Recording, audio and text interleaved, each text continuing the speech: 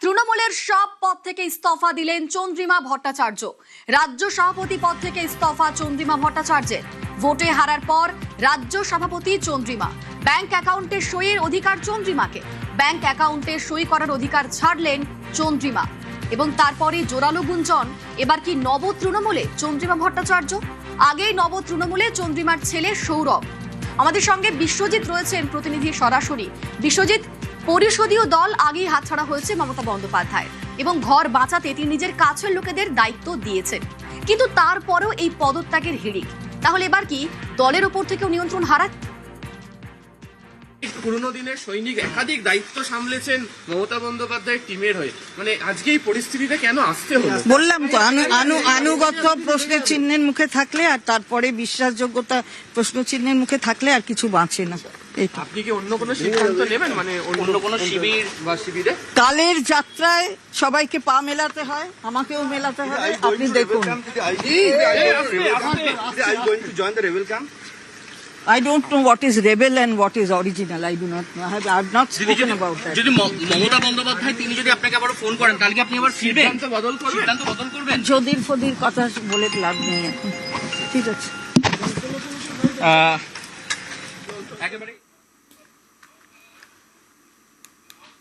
তৃণমূলের সব পদ ছাড়লেন চন্দ্রিমা ভট্টাচার্য। কালের নিয়মে সবকিছুই ছাড়তে হয়, এমনটাই প্রতিক্রিয়া দিলেন চন্দ্রিমা। আমাদের সঙ্গে বিশ্বজিৎ রয়েছেন সরাসরি। বিশ্বজিৎ, যেমনটা বলছিলাম যে এবার কি তাহলে দল থেকেও নিয়ন্ত্রণ হারাচ্ছেন মমতা বন্দ্যোপাধ্যায়? একদমই, অর্থাৎ রাজ্য সভাপতি যাকে করেছিলেন তিনি সমস্ত পদ ছেড়ে চলে গেলেন। তৃণমূল কংগ্রেসের সঙ্গে কোনো সম্পর্ক না রেখে তিনি চলে গেলেন। রাজ্য সভাপতির পদ যাকে এক মাস আগে ৩রা জুন আমরা জানি যে তৃণমূল কংগ্রেসের তিনি মহিলার মোর্চার নেতৃত্বে ছিলেন, কিন্তু সেখান থেকে সেই মহিলা শাখার থেকে গুরুত্বপূর্ণ একেবারে রাজ্য সভাপতির পদ, যেটা সুব্রত বক্সির ছিল, সেই রাজ্য সভাপতির পদে যাকে বসিয়েছিলেন মমতা বন্দ্যোপাধ্যায়, অর্থাৎ সব থেকে আস্থাভাজন এই মুহূর্তে দাঁড়িয়ে দলের যে ভাঙন, দলের যে পরিস্থিতি এবং হারের পর সব থেকে আস্থাভাজন যাকে মনে করেছিলেন তিনিই সব কিছু ছেড়ে চলে গেলেন। আর এখানেই প্রশ্ন উঠছে যে তাহলে মমতা বন্দ্যোপাধ্যায়ের এত আস্থাভাজন, এত কাছের লোক হয়ে মমতা বন্দ্যোপাধ্যায়ের হাত ছাড়লেন কেন চন্দ্রিমা ভট্টাচার্য? সূত্র মারফত যেটা জানা যাচ্ছে যে সাম্প্রতিক কালে বেশ কিছু বিষয় নিয়ে, অর্থাৎ যে ভবন, মেট্রোপলিটনের যে ভবন রয়েছে সেই ভবনের যাদের সঙ্গে যুক্ত রয়েছেন সেখানেও চন্দ্রিমা ভট্টাচার্য এবং তাদের যে ভূমিকা, সেই ভূমিকা নিয়ে প্রশ্ন উঠেছিল নাকি কালীঘাট তৃণমূলের অন্দরেই। এবং সেক্ষেত্রে যেখানে তার আগের বৈঠকে ঋতব্রত তৃণমূলের বিভিন্ন বৈঠকে সেখানে চন্দ্রিমা ভট্টাচার্যের ছেলেকে প্রকাশ্যে সেখানে বৈঠক করতে দেখা গেছে, অর্থাৎ এই সব বিষয়ে প্রশ্ন ওঠায় দলের মধ্যে তার আস্থাভাজন হিসেবেই তাকে করেছিলেন রাজ্য সভাপতি। সেখানে সেই বিশ্বাস, সেই আস্থার ওপরেই যখন প্রশ্ন উঠছে তখনই আত্মসম্মান রেখেই তিনি পদত্যাগ করতেই সিদ্ধান্ত নিয়েছেন। এমনটাই সূত্র মারফত জানা যাচ্ছে যে কালীঘাট তৃণমূল কংগ্রেসের অন্দরে সবথেকে বড় ফাটল এই মুহূর্তে চন্দ্রিমা ভট্টাচার্য সব ধরনের পদ থেকে অব্যাহতি দিলেন। এবং শুধু তিনি রাজ্য সভাপতি নয়, তিনি এই মুহূর্তে দলের যে অর্থনৈতিক যে কাজকর্ম, অর্থাৎ ব্যাংকের যে সিগনেটারি থাকে সেখান থেকেও অব্যাহতি চেয়েছেন, এমনটাই সূত্র মারফত জানা যাচ্ছে। অর্থাৎ শুধুমাত্র যে দলের পদ থেকে, রাজ্য সভাপতির পদ থেকে অব্যাহতি তাই নয়, তৃণমূল কংগ্রেসের সংসদ ছাড়তে চাইছেন চন্দ্রিমা ভট্টাচার্য, অর্থাৎ তৃণমূল কংগ্রেসের, কালীঘাট তৃণমূল কংগ্রেস থেকে দূরত্ব বাড়াতে চাইছেন। তবে তার নেক্সট গন্তব্য কোথায় হবে? ইতিমধ্যেই আমরা জানি যে তার ছেলে, তিনি কলকাতা পুরসভার কাউন্সিলর ছিলেন, তিনি এই মুহূর্তে যে টিম, অর্থাৎ তৃণমূল কংগ্রেস ব্র্যাকেটে বালিশ ছাড়াদের দলে নাম লেখাবেন, তো সেটা তার অ্যাবসলিউটলি তার প্রেরোগেটিভ। আমরা বলেছি যবে থেকে আমাদের সরকার প্রতিষ্ঠা হয়েছে যে কোনো মানুষ তাদের রাজনৈতিক সিদ্ধান্ত স্বতন্ত্রভাবে নিতে পারে, এখানে কোনো জোরাজুরি নেই। তো এখন চন্দ্রিমা ভট্টাচার্যের যেই দিকে যেতে ইচ্ছা হচ্ছে তিনি যান, কোনো অসুবিধা নেই। তবে বিষয়টা একটা জিনিস আপনাদের বলবো, মমতা বন্দ্যোপাধ্যায় বারংবার যখন ক্ষমতায় ছিলেন বলতেন যে তার দলে এমন সব নেতৃত্বের লাইন আপ তৈরি আছে যে পৃথিবী শেষ হয়ে যাবে কিন্তু তার দলের নেতৃত্ব শেষ হবে না, সমুদ্রে জল শুকিয়ে যাবে কিন্তু তার দলের নেতৃত্ব শেষ হবে না। 1-1.5 মাস যেতে না যেতে দেখুন মানে দল ভেঙে কেউ চটিচাটা, কেউ বালিশ চাটা, কেউ কালীঘাট, কেউ অমুক ঘাট, বিভিন্ন জায়গায় ভেঙে চুরে তছনছ হয়ে গেল। বলছি একটা রাজনৈতিক দল যার কোনো নির্দিষ্ট নীতি নৈতিকতা থাকে না, শুধুমাত্রই শুধু রোজগারের মানসিকতা নিয়ে একটা রাজনৈতিক দল যদি চলে, তাদের অবস্থা তৃণমূল কংগ্রেসের মতনই হবে আগামী দিন। এটা একটা জ্বলন্ত উদাহরণ পলিটিক্যাল হিস্ট্রিতে। আমার মনে হয় বিষয়টা পড়ানো উচিত যে একটা রাজনৈতিক দল যদি দিকভ্রষ্ট হয়ে যায়, যদি লক্ষ্যভ্রষ্ট হয়ে যায়, যদি তাদের শুধুমাত্র একটাই লক্ষ্য থাকে যে শুধু রোজগার করতে হবে, তাহলে সেই রাজনৈতিক দলটার কি অবস্থা হতে পারে তৃণমূল কংগ্রেস ইতিহাসের পাতায় একটা জ্বলন্ত উদাহরণ হয়ে থাকবে। তৃণমূলের সব পদ ছাড়লেন চন্দ্রিমা ভট্টাচার্য। রাজ্য সভাপতি পদ থেকে ইস্তফা চন্দ্রিমা ভট্টাচার্যের। আমাদের সঙ্গে বিশ্বজিৎ রয়েছেন প্রতিনিধি। বিশ্বজিৎ, যেমনটা চন্দ্রিমা ভট্টাচার্য একটু আগেই বললেন যে আনুগত্য নিয়ে প্রশ্ন উঠলে আর কিছু বলার থাকে না, এবং তিনি জল্পনা উস্কে আরো বললেন যে কালের নিয়মে সবাইকেই পা দিয়ে চলতে হয়। সেক্ষেত্রে এই জল্পনা তো আরো বাড়ছে। তাহলে কি এবার নব তৃণমূলেই দেখা যাবে চন্দ্রিমা ভট্টাচার্যকে? একদমই সেই প্রশ্নই উঠছে যে তৃণমূল কংগ্রেস অর্থাৎ কালীঘাট তৃণমূল কংগ্রেস ছেড়ে চন্দ্রিমা ভট্টাচার্য কোথায় যাবেন। সেক্ষেত্রে তার প্রথম, যদি রাজনীতিতেই ভবিষ্যতে থাকেন, তাহলে তার প্রথম গন্তব্য এবং সবথেকে পছন্দের গন্তব্য হতেই পারে ঋতব্রত তৃণমূল, অর্থাৎ যে তৃণমূল কংগ্রেসে তারই সতীর্থ ফিরহাদ হাকিম, তারই একসঙ্গে কাজ করেছেন দীর্ঘদিন একেবারে। যদিও চন্দ্রিমা ভট্টাচার্য শুরুর দিকের তৃণমূল কংগ্রেসে ছিলেন না, তিনি কংগ্রেসে ছিলেন এবং পরে তিনি তৃণমূল কংগ্রেসে যোগ দেন। তবে তৃণমূল কংগ্রেসে যোগ দেওয়ার পর থেকে তিনি ক্রমশ মমতা বন্দ্যোপাধ্যায়ের আস্থাভাজন হয়ে ওঠেন, এবং যেক্ষেত্রে আমরা দেখেছি যে মমতা বন্দ্যোপাধ্যায়ের মন্ত্রিসভায় গুরুত্বপূর্ণ যে মন্ত্রিত্ব, প্রথমে স্বাস্থ্যমন্ত্রী, প্রতিমন্ত্রী হলেও তার স্বাধীন দায়িত্বপ্রাপ্ত প্রতিমন্ত্রী, এবং তারপর অর্থমন্ত্রীর মতো, অর্থাৎ রাজ্য বিধানসভায় বা রাজ্য সরকারে সবথেকে গুরুত্বপূর্ণ পদ যদি মুখ্যমন্ত্রীর পরে হয় যে অর্থমন্ত্রী, সেই স্বাধীন দায়িত্বপ্রাপ্ত অর্থ প্রতিমন্ত্রীর দায়িত্বও তিনি সামলেছেন, বাজেট পেশ করেছেন। অর্থাৎ সব দিক মিলিয়ে যদি আমরা দেখি যে মমতা বন্দ্যোপাধ্যায়ের আস্থাভাজন সব থেকে কাছের এবং সব থেকে গুরুত্বপূর্ণ, যে গত 1 মাস আগে 3রা জুন সুব্রত বক্সির মতো যে পুরনো নেতা, তাকে সরিয়ে আস্থাভাজন চন্দ্রিমা ভট্টাচার্যকে রাজ্যের দায়িত্ব তুলে দিয়েছে, রাজ্য সভাপতির পদ দিয়েছিলেন মমতা বন্দ্যোপাধ্যায়। আর সেই আরো একবার শুনবো চন্দ্রিমা ভট্টাচার্য তিনি কি বললেন।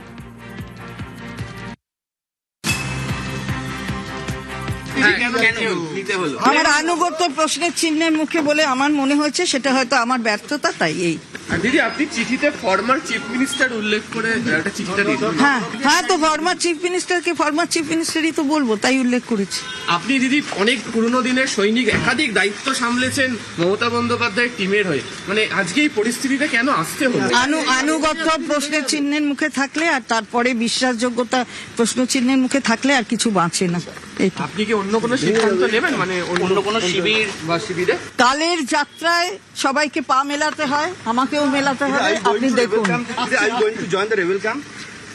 I don't know what is rebel and what is original. I do not know. I've not spoken about that. যদি মমতা বন্দ্যোপাধ্যায় তিনি যদি আপনাকে আবার ফোন করেন, তাহলে কি আপনি আবার ফিরবেন? সিদ্ধান্ত বদল করবেন? যদির ফদির কথা বলে লাভ নেই এখন। তৃণমূলের সব পদ ছাড়লেন চন্দ্রিমা ভট্টাচার্য। সন্দীপন সাহা তিনি কি বলছেন শোনাবো। তার এই ডিসিশনকে স্বাগত জানাই। আমরা 22 তারিখে মিটিং করেছিলাম, NCW ন্যাশনাল ওয়ার্কিং কমিটি ঠিক হয়েছিল, কে চেয়ারপারসন হবে সেটা ঠিক হয়েছিল, এবং বাকি পদাধিকার ঠিক হয়েছিল। তারা কিন্তু সবাই সবার জায়গায় অটুট রয়েছে। আর ওইখান থেকে যেই কমিটিগুলো ঘোষণা করা হচ্ছে, তাদের মধ্যে একের পর এক তার রেজিগনেশন দিচ্ছে, ওখানে মুষল পর্ব চলছে। আরও ক্রমশ প্রকাশ্য আরও দেখতে পারবেন ভবিষ্যতে। নিশ্চয়ই তিনি ওখানে কাজ করার পরিবেশ পাচ্ছেন না, কাজ করার পরিবেশ তো নেই, গণতান্ত্রিক পদ্ধতিতে তো কাজ হচ্ছে না, এবং হচ্ছে না বলেই একের পর এক তারা রেজিগনেশন দিচ্ছেন।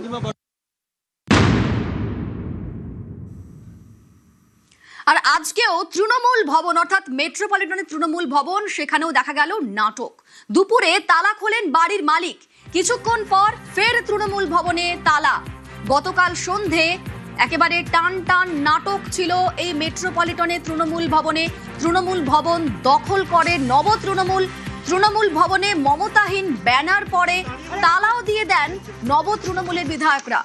আর তারপর দেখা যায় রাতে তৃণমূল ভবনের সামনে পৌঁছে যান মমতা তৃণমূলের প্রতিনিধিরাও। चाबी कहाँ से मिले आपको? कहाँ से मिले आपको? चाबी कहाँ से मिले आपको?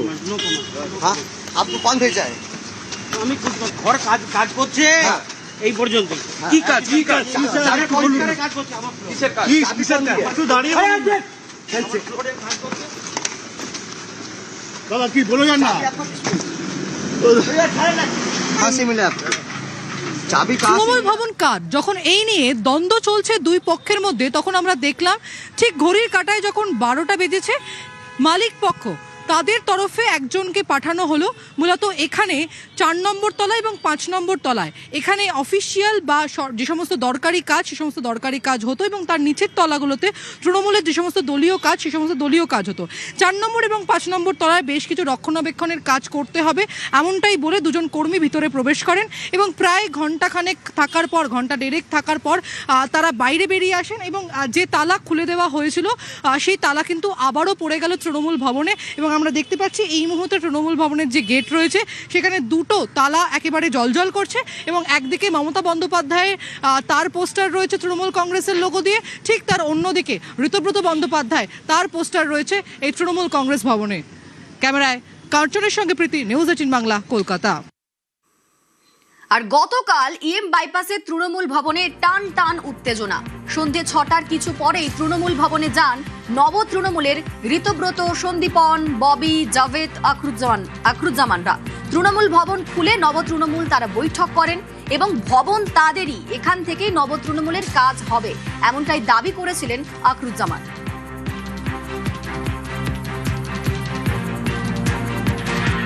মমতা ব্যানার্জি আমাদের আবেগ, উনি আমাদের নেত্রী। মমতা ব্যানার্জি ভোটিং নিয়ে তো আমাদের কোনো বিতর্ক নেই। ওনাকে তো আমরা বলেছি যে আপনি আমাদের মাথার উপর থাকুন, আমাদের অ্যাডভাইস দিন, আপনি আমাদের পরিচালনা করুন। এটা আমরা নিশ্চিন্ত রূপে ওনার ব্যানারে ওনার ছবি বা ব্যবহার করতে পারতাম।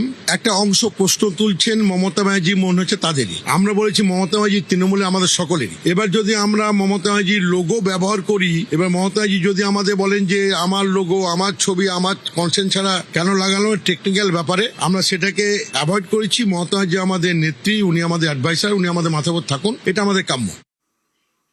ভবনে টাঙানো হয় মমতার ছবি ছাড়া জোড়া ফুলের ব্যানার। গতকাল ইএম বাইপাসে তৃণমূল ভবনে টান টান নাটকীয় পরিস্থিতি তৈরি হয়। প্রথমেই যান নব তৃণমূলের বিধায়করা, এবং সেখানে তারা মমতার ছবি ছাড়া জোড়া ফুলের ব্যানার লাগিয়ে দেন, যেখানে অরূপ রায়, চেয়ারপারসন হিসাবে অরূপ রায়ের নাম ছিল। এবং তারপর দেখা যায় তৃণমূল ভবনে তারা তালাও লাগিয়ে দেন। আর তার কিছুক্ষণ পরেই দেখা যায় সেখানে পৌঁছে যান মমতা তৃণমূলের প্রতিনিধিরাও। নাম প্রতীকের পর এবার ভবন যুদ্ধ। গতকাল সন্ধে তৃণমূল ভবনের সামনে কুণাল, মদন, বৈশানররা।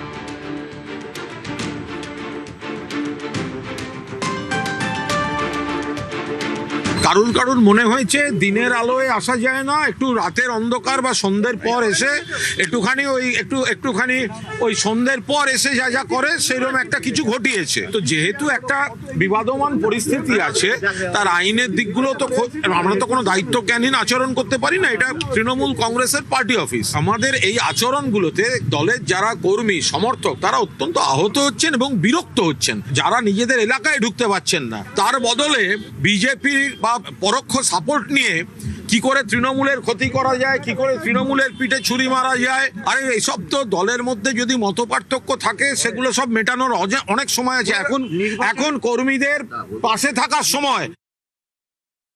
ওদের তো ওরা অফিস নয়, ওরা তো ইলেকশন কমিশনার গিয়ে বলেছে রাজডাঙ্গাতে ওদের অফিস। তো ওখানে কি করতে গেছে? ক্রিমিনাল টেস্ট গুন্ডামি করার জন্য গেছে। ও পোস্টার বাজিতে যদি হয়ে যেত তাহলে তো ভারতবর্ষ সবকিছুই হয়ে যেত পোস্টার বাজিতে। বলে অরূপ রায় চেয়ারম্যান, হাওড়ায় ঘর পেল না, উলুবেড়িয়ায় ঘর পেল না, বেটিয়াবুরুজে ঘর হলো না। ক্রিমিনাল টেস্ট পাসার এগুলো, চোর ডাকাত গুন্ডা সব।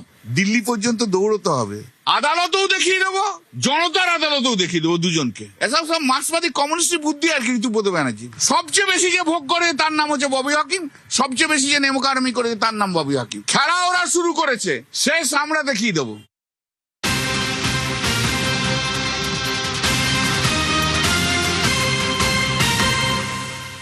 বদলের বাংলায় কোষাগারে নজর বিজেপি সরকারের। রাজ্যের আর্থিক বোঝা কমাতে এবার কেন্দ্রের দ্বারস্থ। বাংলার বাড়িতে 1920 কোটি টাকা খরচ, 1 বছরের জন্য আবাসের আওতায় এনে ছাড়ে রাজ্যে। আর্থিক বোঝা কমাতে কেন্দ্রকে চিঠি লিখছে রাজ্য। বদলের বাংলায় কোষাগারে নজর বিজেপি সরকারের, রাজ্যের আর্থিক বোঝা কমাতে এবার কেন্দ্রকে চিঠি লিখছে রাজ্য। আমাদের সঙ্গে সোমরাজ রয়েছেন প্রতিনিধি। সোমরাজ, চিঠিতে কি কি আর্জি জানাচ্ছে রাজ্য, কি কি লেখা হচ্ছে? দেখো, কেন্দ্রীয় গ্রামোন্নয়ন মন্ত্রককে চিঠি লিখছে রাজ্যের পঞ্চায়েত দপ্তর। তার কারণ, বাংলার বাড়ি যে প্রকল্প, সেই প্রকল্পে প্রথম কিস্তির টাকা ইতিমধ্যেই 16 লক্ষ উপভোক্তাকে দেওয়া হয়েছিল। দ্বিতীয় কিস্তির টাকা নয়া সরকার দিতে চলেছে 60,000 টাকা করে, কিন্তু তার জন্য রাজ্যের কোষাগার থেকে 1900 কোটি টাকারও বেশি টাকা খরচ হচ্ছে এবং গোটাটাই রাজ্যের কোষাগার থেকে খরচ হচ্ছে। তার জন্য রাজ্যের তরফে যে চিঠি দেওয়া হচ্ছে কেন্দ্রকে, সেখানে 1 বছরের জন্য যাতে ছাড় দেওয়া হয় বা বাংলার বাড়িকে প্রধানমন্ত্রী গ্রামীণ আবাস যোজনার আওতায় এনে কেন্দ্রীয় যে বরাদ্দ 60%, সেই 60% টাকা যাতে কেন্দ্র দেয়, সেই আর্জি রাজ্যের তরফে জানানো হচ্ছে কেন্দ্রীয় গ্রামোন্নয়ন মন্ত্রককে বলে সূত্র মারফত খবর। তার কারণ, তুমি জানো যে রাজ্যের কোষাগার থেকে সরাসরি 1920 কোটি টাকা খরচ হবে বাংলার বাড়ি প্রকল্পে 16 লক্ষ উপভোক্তাকে 1,20,000 টাকা করে দেওয়ার জন্য, এবং গোটাটাই যেহেতু রাজ্যের কোষাগার থেকে যাচ্ছে, সেই কারণেই প্রধানমন্ত্রী গ্রামীণ আবাস যোজনার আওতায় এনে যাতে কেন্দ্রীয় বরাদ্দ 60% টাকায় অন্তত 1 বছরের জন্য পাওয়া যায়, সেই আবেদন রাজ্যের তরফে দেওয়া হচ্ছে বলেই সূত্র মারফত খবর। সঙ্গে থাকো সোমরাজ। ডাবল ইঞ্জিনের বাংলায় কেন্দ্রীয় বরাদ্দ বাড়ানোর টার্গেট, দিল্লিতে কেন্দ্রীয় মন্ত্রীদের সঙ্গে বৈঠকের পরামর্শ, রাজ্যের মন্ত্রীদের পরামর্শ মুখ্যমন্ত্রীর। সোমরাজ রয়েছেন আমাদের সঙ্গে। সোমরাজ, মুখ্যমন্ত্রীর কি পরামর্শ, কি পরিকল্পনা তার? দেখো, যেটা সূত্র মারফত জানা যাচ্ছে যে কেন্দ্রীয় দপ্তরের যারা মন্ত্রীরা রয়েছেন বা কেন্দ্রীয় মন্ত্রীরা রয়েছেন, তাদের সঙ্গে বৈঠকের পরামর্শ রাজ্যের একাধিক গুরুত্বপূর্ণ দপ্তরের মন্ত্রীদের দিয়েছেন মুখ্যমন্ত্রী শুভেন্দু অধিকারী।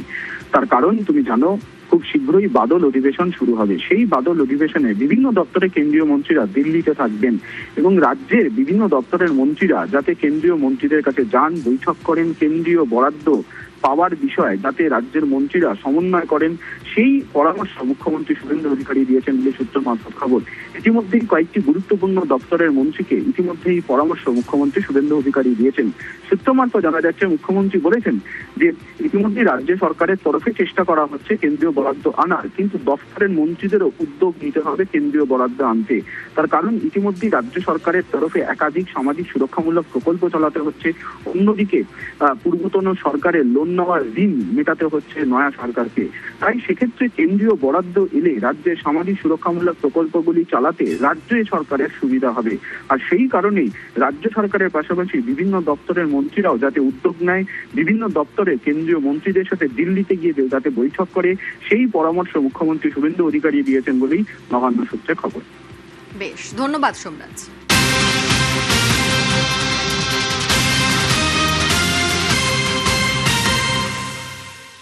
পুজো পর্যন্ত হকার উচ্ছেদ নয়, মুখ্যমন্ত্রী আশ্বাস দিয়েছেন বলে দাবি হকার সংগঠনের। জনতার দরবারে হকার্স জয়েন্ট অ্যাকশন কমিটি আজ যায় এবং অক্টোবর পর্যন্ত হকার উচ্ছেদ করা হবে না, মুখ্যমন্ত্রী আশ্বাস দিয়েছেন বলে দাবি হকার সংগঠনের। আমাদের সঙ্গে সরাসরি সুস্মিতা রয়েছেন প্রতিনিধি। সুস্মিতা, আজ হকার্স জয়েন্ট অ্যাকশন কমিটি কি আবেদন করেছিলেন মুখ্যমন্ত্রীর কাছে এবং মুখ্যমন্ত্রী কি আশ্বাস দিয়েছেন? দেখো, হকার জয়েন্ট অ্যাকশন কমিটির যারা সদস্য রয়েছেন, রাজ্য সভাপতি সেই সংগঠনের অসিত সাহা সহ উত্তরবঙ্গ, দক্ষিণবঙ্গ একাধিক জেলার প্রতিনিধি, তারা আজ মুখ্যমন্ত্রীর জনতার দরবারের 6ষ্ঠ দিনে সল্টলেক বিজেপি দপ্তরে এসে হাজির হন এবং তাদের একেবারে অনেকগুলি দাবি ছিল। তারা কোনো প্রতিবাদ নিয়ে আসেননি, তারা অবশ্যই এসেছেন দাবি, আর্জি, আবেদন নিয়ে। তারা নিজেই জানিয়েছেন সে কথা এবং তাদের স্পষ্ট করে আবেদন ছিল যে হকাররা বেআইনিভাবে জায়গা জবরদখল করে, বিভিন্ন জায়গা জবরদখল করে অবস্থান করছেন দীর্ঘদিন ধরে এবং যাদের বিরুদ্ধে তৃণমূল কংগ্রেসের নেতাদের কাছে তোলাবাজি দিয়ে ব্যবসা করার মতো অভিযোগ উঠেছিল, তাদের বিরুদ্ধে তদন্ত আইন মেনে হোক। এবং তারা এও মুখ্যমন্ত্রীর কাছে আবেদন নিয়ে এসেছিলেন যে যাতে বিভিন্ন জায়গায় যারা এই মুহূর্তে রয়েছেন হকাররা, তাদের যে উচ্ছেদ বা তাদের যে চলে যাওয়ার মতো আবেদন আগামী দিনে হতে পারে বলেও তারা আশঙ্কা করছেন, তাদেরকে পুনর্বাসন দেওয়া হোক রাজ্য সরকারের তরফ থেকে এবং আইন মেনে সেটা হোক, তার কারণ হকার আইন অনুযায়ী পুনর্বাসন ইতিমধ্যেই হওয়ার কথা, সেই আইনে রয়েছে এবং সেই আইন মেনেই হকারদের পুনর্বাসন দেওয়া হোক রাজ্য সরকারের তরফ থেকে। এবং সেই হকার অ্যাসোসিয়েশন বা সংগঠনের তরফ থেকে আরও জানানো হয়েছে মুখ্যমন্ত্রীর কাছে যে আগের সরকারের কাছে তারা এই পুনর্বাসন চেয়ে বারবার আবেদন করেছে, তাদের পাকাপাকিভাবে যে তাদের যে ঠাঁই বা পাকাপাকিভাবে ব্যবসার জায়গা সেটা করে দেওয়ার আশ্বাস বাণীও আগের সরকারের তরফ থেকে মিলেছিল, কিন্তু তার বাস্তবায়নে কোনো রকম রূপায়ণের ব্যবস্থা দেখা যায়নি। এবং সেই আবেদন সমূহ তারা মুখ্যমন্ত্রীর কাছে জানান এবং মুখ্যমন্ত্রীর তরফ থেকে তাদেরকে জানানো হয়েছে আগামী অক্টোবর অর্থাৎ পুজো পর্যন্ত হকার উচ্ছেদ এ রাজ্যের কোনো পুরসভা কোনো পঞ্চায়েতের যে অধীনস্থ জায়গা সেখানে হবে না। তবে রেলের যে উচ্ছেদ, রেলের যে জায়গা জবরদখল করে যারা ইতিমধ্যেই হকারি করছেন বা তাদের যে উচ্ছেদের ঘটনা ঘটছে সেটি সম্পূর্ণরূপে কেন্দ্রীয় সরকারের আওতাভুক্ত, কারণ রেল কেন্দ্রীয় সরকারি প্রকল্প, কেন্দ্রের সরকারের দায়িত্বপ্রাপ্ত। সুতরাং রেলের যে হকার উচ্ছেদের ঘটনা বা রেলের জায়গা জবরদখল করে যারা ব্যবসা করছেন দীর্ঘদিন ধরে, সেই ঘটনার কোনো রকম সিদ্ধান্ত বা কোনো রকম পুনর্সিদ্ধান্ত যদি নেওয়া হয় সেটা রেল নেবে। কিন্তু এই গোটা বিষয়টিকে কেন্দ্র করে যেমন বিতর্ক তৈরি হয়েছিল, সেই বিতর্কে যেমন ভাটা পড়েছে, তার পাশাপাশি এও তারা জানাচ্ছেন যে মুখ্যমন্ত্রীর সঙ্গে আলোচনা মারফত হকার সংগঠনের সঙ্গে আগামী সপ্তাহেই পুর এবং নগর উন্নয়ন দপ্তরের মন্ত্রী এবং সচিব বৈঠকে বসবেন হকারদের পুনর্বাসন সংক্রান্ত বিষয় নিয়ে এবং আগামী দিনে হকাররা কিভাবে আইন মারফত তাদের ব্যবসাকে চালিয়ে যান সেই সম্পূর্ণ বিষয়ে আলোচনা হবে আগামী সপ্তাহে। সঙ্গে থাকো সুস্মিতা। হকার্স জয়েন্ট অ্যাকশন কমিটির সভাপতি তিনি কি বলছেন শোনো। মুখ্যমন্ত্রীর সঙ্গে আমাদের খুব পজিটিভ আলোচনা হয়েছে। আগামী অক্টোবর পর্যন্ত স্ট্রিট ভেন্ডারদের আমাদের যে কাজ আমরা করছি সেটা চলবে, কোনো এভিকশন হবে না। ওনার নির্দেশ এটা ইউডি মিনিস্টার এবং মিউনিসিপ্যাল অ্যাফেয়ার্স ডিপার্টমেন্টকে উনি নির্দেশ দিয়েছে এবং আমাদের সঙ্গে কথাবার্তা বলে আগামী সপ্তাহে মিউনিসিপ্যাল অ্যাফেয়ার ডিপার্টমেন্ট এবং প্রিন্সিপাল সেক্রেটারি আমাদের সাথে বসবেন। এভিকশন নিয়ে আলোচনা হবে। রেলের ক্ষেত্রে আমরা প্রভিশন দেব না, কারণ রেল আমাদের আইনের মধ্যে পড়ে না। তবুও হিউম্যানিটেরিয়ান গ্রাউন্ডে তার চারপাশের জমির ক্ষেত্রে রাজ্য সরকারকে আমরা অ্যাপিল করেছি যে এটা ভাবনা চিন্তা করার জন্য। মুখ্যমন্ত্রী বলেছেন এটা দেখবেন। মুখ্যমন্ত্রী নিজে দায়িত্ব নিয়ে বলেছেন আগামী পুজো পর্যন্ত, অক্টোবর পর্যন্ত কোনো উচ্ছেদ হবে না এবং কোনো রকম কেউ যদি নোটিশ দিয়ে থাকে নোটিশ দেওয়ার আগে যেন উচ্চপদস্থ লোকের সঙ্গে কথা বলে দেয়। পুনর্বাসন উনি দেবেন, যেখানে ভেন্ডিং জোন, নন ভেন্ডিং জোন ডিক্লেয়ার হবে, নন ভেন্ডিং জোন থেকে ভেন্ডিং জোনে তাদেরকে পুনর্বাসন দেওয়া হবে। সরকারি যে প্রকল্প কেন্দ্রীয় সরকারে হকাররা তার ভেতরে রয়েছে সেগুলোকে প্রোভাইড করা হবে আমাদের সঙ্গে আগামী সপ্তাহে। মিউনিসিপ্যাল অ্যাফেয়ার্স মিনিস্টার, প্রিন্সিপাল সেক্রেটারিরা সবাই বসবেন আগামী সপ্তাহে। অসুস্থ শিশুর পাশে মুখ্যমন্ত্রী, ছেলেকে বাঁচাতে জনতার দরবারে মা বাবা। সৌম্যজিতের চিকিৎসার জন্য 10 লক্ষ টাকা চিকিৎসায় খরচ দেওয়ার আশ্বাস দিয়েছেন মুখ্যমন্ত্রী। মুখ্যমন্ত্রীর সঙ্গে দেখা করে দাবি করেছিলেন পরিবার। 9 মাস বয়স থেকে সৌম্যজিৎ গুরুতর অসুস্থ। আমাদের সঙ্গে সরাসরি সুস্মিতা রয়েছেন প্রতিনিধি। সুস্মিতা, সৌম্যজিতের পরিবারকে কি আশ্বাস দিলেন, কি বার্তা দিলেন মুখ্যমন্ত্রী? 5 বছরের শিশু বসিরহাটের বাসিন্দা সৌম্যজিৎ, যে 9 মাস বয়স থেকে লিভার সিরোসিস রোগে আক্রান্ত, তাকে কলকাতার বিভিন্ন হাসপাতালে তার চিকিৎসা হয়েছে, কিন্তু স্পষ্ট করে জানিয়ে দেওয়া হয়েছে যে তাকে বাইরের রাজ্যে গিয়ে চিকিৎসা করাতে হবে, যার খরচ 30 লক্ষ টাকা। আর সেই চিকিৎসার খরচে যাতে মুখ্যমন্ত্রী সহায়তা করেন সেই আর্জি জানিয়েই মুখ্যমন্ত্রীর জনতার দরবার কর্মসূচিতে আজ হাজির হন সৌম্যজিৎকে সঙ্গে নিয়ে তার বাবা সুজয় পাল। বসিরহাটের বাসিন্দার সঙ্গে কথা হয়েছে মুখ্যমন্ত্রী জানিয়েছেন, যদিও সৌম্যজিতের বাবা তিনি স্পষ্ট করে মুখ্যমন্ত্রীকে জানান যে বেশ কয়েকটি এনজিও অর্থাৎ যে সামাজিক সংগঠন রয়েছে সেই সামাজিক সংগঠনের সহযোগিতায় ইতিমধ্যেই 30 লাখের মধ্যে 15 লাখ টাকা তারা জোগাড় করে ফেলেছেন। বাকি 15 লাখ টাকা অর্থের মধ্যে যদি মুখ্যমন্ত্রী সহযোগিতা করেন তাহলে তার ছেলের প্রাণ ফিরে পাওয়া যায়। এবং মুখ্যমন্ত্রী ইতিমধ্যেই মানবিকতার রূপ দেখিয়েছেন তাকে এবং তিনি এসে সংবাদ মাধ্যমের মুখোমুখি হয়ে বলেন মুখ্যমন্ত্রীর সঙ্গে কথা হয়েছে। মুখ্যমন্ত্রী বাকি 15 লাখ টাকার মধ্যে 10 লাখ টাকা দেবেন বলেও আশ্বাস দিয়েছেন এবং যে হাসপাতালে চিকিৎসা হবে এই শিশুর, সেই হাসপাতালে সরাসরি মুখ্যমন্ত্রী শুভেন্দু অধিকারী 10 লক্ষ টাকা দেবেন চিকিৎসার জন্য এবং বাকি যে টাকা থাকে সেটা অবশ্যই তারা অন্যান্য সংস্থার মাধ্যমে, সামাজিক সংস্থা যারা মানুষের সহায়তা করে থাকেন সেই সংস্থার তরফ থেকেই তারা পাবেন সাহায্য, এমনটাই আশ্বাস মিলেছে। গোটা বিষয়টিকে নিয়ে মুখ্যমন্ত্রীর আগেও আমরা দেখেছি যে বিভিন্ন চিকিৎসা সংক্রান্ত যে সমস্যাগুলি নিয়ে জনতার দরবারে সাধারণ মানুষ হাজির হন তাদের ইনস্ট্যান্ট অর্থাৎ জায়গায় বসেই সমাধান করেন মুখ্যমন্ত্রী শুভেন্দু অধিকারী। আজও তার প্রমাণ মিলল, বসিরহাটের বাসিন্দাকে সরাসরি 10 লক্ষ টাকা তার চিকিৎসার কাজে ছোট্ট শিশু 5 বছরের শিশু চিকিৎসার কাজে মুখ্যমন্ত্রী সম্বন্ধীয় অধিকারী তিনি দেবেন বলে আশ্বাস দিয়েছেন এবং সেই আশ্বাসবাণী পেয়ে ছেলের প্রাণ ফিরে পাবেন বাবা, এমনটাই তার মুখে অন্তত তৃপ্তি দেখা গিয়েছে মুখ্যমন্ত্রীর জনতা দরবার কর্মসূচিতে মুখ্যমন্ত্রীর সঙ্গে দেখা করার পর। বেশ, ধন্যবাদ সুস্মিতা। মুখ্যমন্ত্রীর সঙ্গে সবই তো কথা বলা হলো। উনি বললেন আমরা যে হসপিটালে অপারেশনটা করাবো দিল্লি ম্যাক্সে, ওখানে উনি 10 লাখ টাকা অ্যাডজাস্টমেন্ট করে দেবেন বলেছে। আর বাকি আমাদের আর কিছু বাকি থাকবে সেটা আমাদেরই বললো, এই ফান্ডে দাদারা আছে ওনাদেরই বললো একটু ম্যানেজ করতে। আর উনি যেভাবে আশ্বাস দিয়েছেন আরও আমাদের মনোবল আরও বাড়লো। দেখা যায় অনেকটাই আশ্বস্ত করলেন। 27.5 লাখ টাকা টোটাল কস্টিংয়ের ভেতরে আমরা অলরেডি 15 লাখ টাকা মতন তুলেছিলাম সবাই চেষ্টা করে। উনি 10 লাখ দিলে আর কিছু বাকি থাকে ওটুকু